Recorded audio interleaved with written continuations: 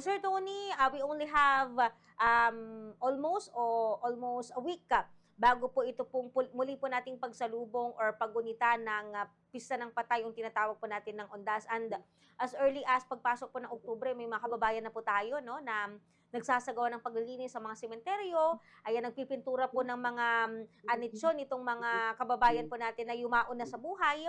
Meron po bang mga monitoring na isinasagawa ngayon ang Bantoxic, especially dito po sa paggamit ng mga pintura sa mga puntod ng mga yumaon na sa buhay, Sir Tony? Sa totoo lang, Bombo Justin, magsisimula pa lang yung aming grupo. Tinatapos pa kasi natin yung ilang mga activities natin, yung ilang mga product testing natin. Pero papunta na tayo dyan sa ganyang concern. Lalong-lalo na yan ay taon-taon na ginugunita.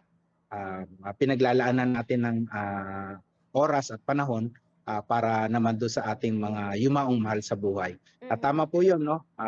Kabilang na dyan yung mga pintura. Bagamat dito kasi sa atin, Bombo Justin, meron na tayo kasi mga tinatawag na mga certified lead safe paint. At kabilang siguro dyan yung ilang mga kilalang mga brand, no? Ibig sabihin, widely available na yung medyo safe na mga klase ng mga pintura, lalong-lalo na kung ang pag-uusapan natin ay yung exposure sa lead. Kabilang din dyan yung ilang mga produkto pa na kailangan din nating bantayan pa. May ongoing monitoring pa din tayo, Bombo Justin, lalong-lalo na dun sa mga kandila na ginagamit pa tuwing undas. Kasama na din dyan yung iba pang mga, kumbaga ano to kasi Bombo Justin combination ito nung toxic and waste na issue, no? Lalong-lalo na yung basura na issue naman tuwing sumasapit ang undas dito sa atin. Sir Tony, sa mga nakalipas, sulod sa mga nakalipas na taon, ano ba yung mga negatibong posibleng maging epekto, no, sa kalusugan ng isang tao dito po sa iligtas na mga pintura na ginagamit kapag sumasapit po ang panahon po ng undas, sir?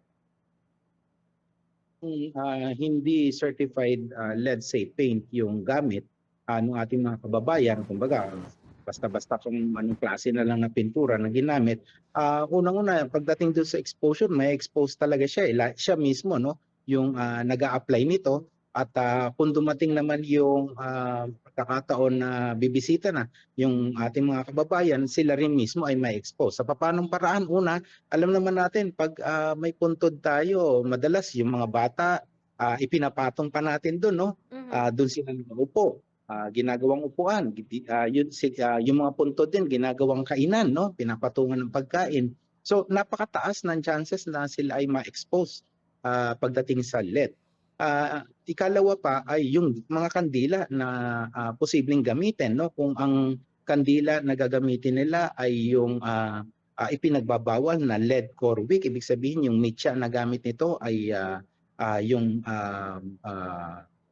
may tingga o may lead, mas mataas din yung chances na ma-expose sila. Sa papanong paraan, syempre pag sinindihan mo yan, may inhale ng mga tao yung tingga. Ikalawa ay dito sa atin, pag nakakaranas tayo ng pag dumadalaw tayo, no, sa mga sementeryo, halos magkakatabi tayo, no, magkakadikit, compact, no, mas mataas yung chances na hindi lang tayo, hindi lang ikaw ang ma-expose, kundi maging yung mga katabi pa natin na mga dumadalaw din. Kaya napakahalaga po talaga, lalong-lalo na itong linggo na to na tinatawag na International Lead Poisoning Prevention Week, mahalaga po na mas bigyan natin ng pagkakataong maiangat yung ating kamulatan patungkol nga po dito sa paano makakaiwas tayo sa pagkalantad mula dito sa nakalalasong chemical na lead.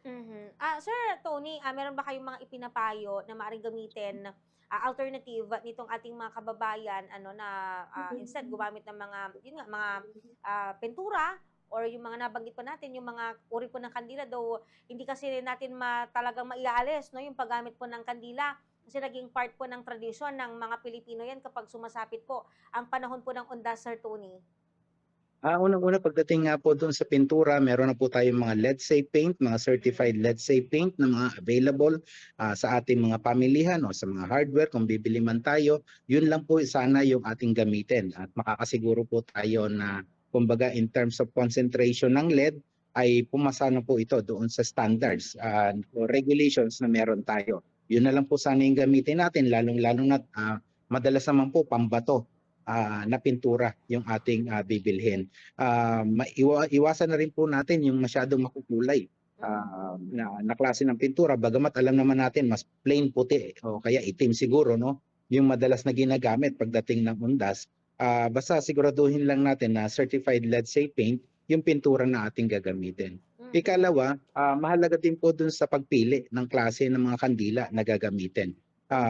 Hanapin po sana nga lang natin, mas i-recommenda pa nga sana namin Bombo Justin, na yung mga ordinaryo na lamang na kandila yung ating gamitin dahil mas ligtas pa nga po ito. Lalong-lalo kumbaga ordinaryong mitya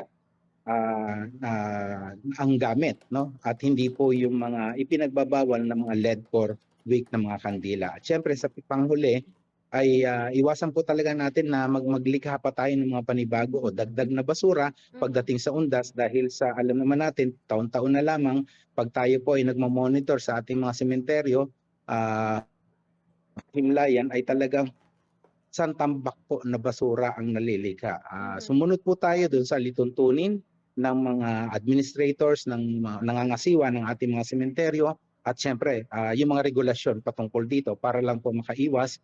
May mga pamamaraan, Bombo Justin, siguro sa mga susunod na araw maglalathala tayo kung ano yung pwedeng gawin ng ating mga kababayan pag dadalaw sila para mas maging toxic free, makaiwas sa mga nakalalasong chemical at syempre makaiwas din sa paglikha ng basura.